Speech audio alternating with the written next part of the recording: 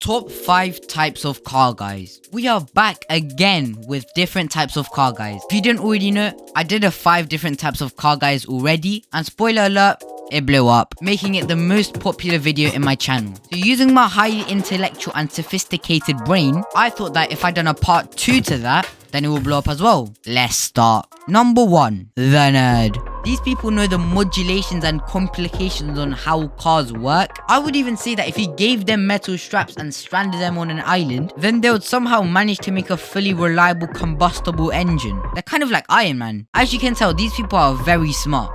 Not in any other subjects though. These guys are the types of people that can tell you exactly how many pistons there are in a car just by hearing the exhaust rev. Like, I even know some people that can tell the exact specifications of a car model just by listening to the car drive. The thing is, I would love these types of car people if it wasn't for one thing. They can be very arrogant. I don't mean that all car nerds are arrogant, but the ones that I've come across are not the nicest. Like, if you get any statistic wrong around them, or if you don't know something about the subject, they will not take it positively and they'll even be offended for some reason. Number 2, the kids. Before I start this part, I would like to state that I used to be this type of person, so a lot of the things that I'm saying are coming from experience. Let's continue. Kids are normally younger people, as you can tell, and they love Japanese cars. They often glaze over Mark IV Supras and R34 GTRs like they even know what it is. They've seen Fast and Furious cars and think that Supras are like that from the factory. This starts their whole craze for loving tuner Japanese cars, and this obviously isn't good. The reason why it's not good is because they love these cars a little bit too much, to the point where they start to question their own sexuality on who they love. Matter of fact, they love JDM cars so much to the point where they can name every single car in Fast and Furious, and they can even name their exact specifications. However, the good thing is that their love for JDM cars slowly starts to fade away as they start to mature as a car enthusiast. There's even a whole cycle for this, and it's very true in my case. First of all, it starts off as loving Italian cars as a baby, like Lambos, and as you start to grow up a little bit, you start liking JDM cars, like we just talked about. And after that, you fall in love with German cars, like BMWs and Porsches. However, some people either love or hate Mercedes in this stage, because there's a literal war between BMW, and a lot of people who are car guys are BMW boys. After you finish liking German cars, people start to enjoy beta cars for some reason. Number 3, the electric car owners.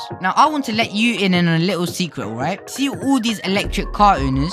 They're all fake. Do not trust them. I'll tell you why. Electric cars are known to be the future of traveling. They are very eco-friendly and commit no emissions whatsoever. Except they do. And in some places, they commit more emissions than cars that have actual engines and run on gasoline. This is because to get electricity in your car, you need a source. A source could be hydroelectricity, where you use water to generate electricity. You could even use solar panels. These are all eco-friendly methods to make electricity. However, these are not effective and take too much time to make. So what do you think is the easiest option to make electricity effectively? That's right, burning fossil fuels. Burning fossil fuels is kind of compulsory now, as there are more and more people who are turning to electric cars that think electric cars are more eco-friendly.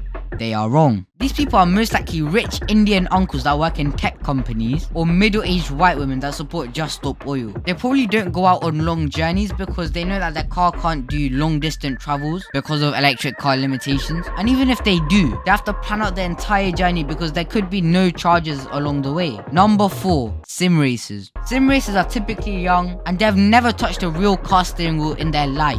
These people are heavily into cars and spend hours behind the screen acting like they are driving in real life. So they spend thousands getting a direct drive wheel and haptic seats to try and replicate real race cars. So naturally, they would think that they can drive in real life. They think it's as simple as pressing down a pedal and steering, when in reality, it's much more harder than that, because you have to do mirror checks, parallel parking, 3-point turns, etc. It makes you feel like all the time you've spent sim racing hasn't paid off. It's not all bad though. Sim racing does have its perks. One of the perks being better control over your car. After you start driving in real life, you'll have more predictable steering. Another perk you'll have is better clutch control. If you drive a manual, then you have an advantage because you've already been practicing driving for a long time already. And finally, number 5, the car audio specialists. These people are true criminals. I don't know how fitting a giant 1000 watt subwoofer in the back of your car is even legal. I know for a fact that all of you guys have been woken up by a car blasting some Juice WRLD at 3 AM in the morning. But I don't understand why people would take up their entire boot space just to fit a speaker in there. It seems so pointless and expensive.